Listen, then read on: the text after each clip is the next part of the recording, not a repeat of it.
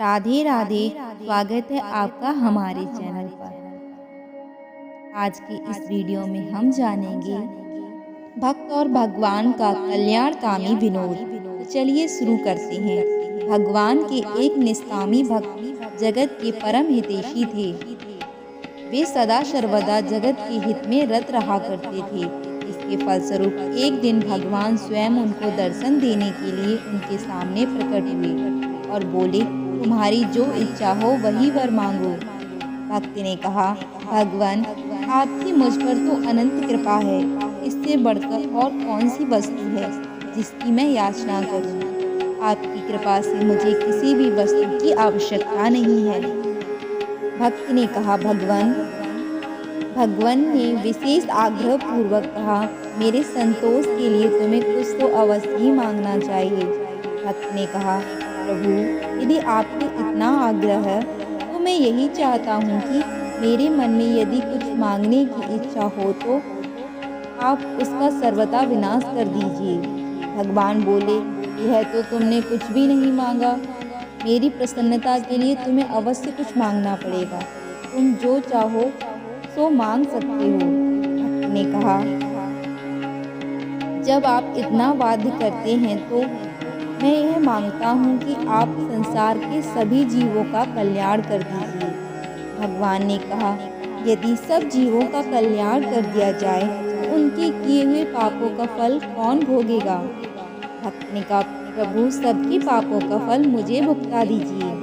भगवान बोले, तुम सरीखे भक्तों को सब जीवों के पापों का दंड कैसे भुगताया जा सकता है? भक्त ने कहा, तो फिर सबको क्षमा कर दीजिए।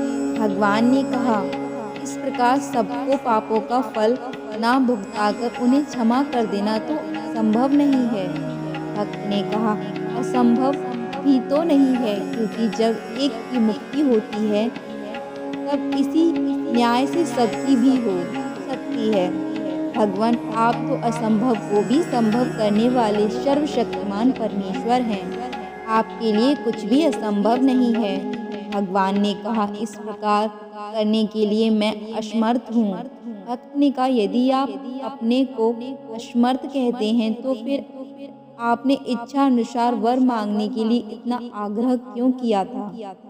आपको स्त्री, पुत्र, धन, मान, बड़ाई, स्वर्ग, मोक्ष आदि किसी एक वस्तु के मांगने के लिए कहना चाहिए था।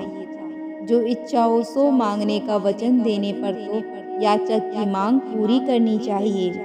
भगवान ने कहा, भाई, मेरी हार और तुम्हारी जीत हुई। मैं भक्तों के सामने सदा ही हारा हुआ हूँ। भक्त ने कहा, प्रभु, हार तो मेरी हुई, जीत तो तब होती जब आप सबका कल्याण कर देते।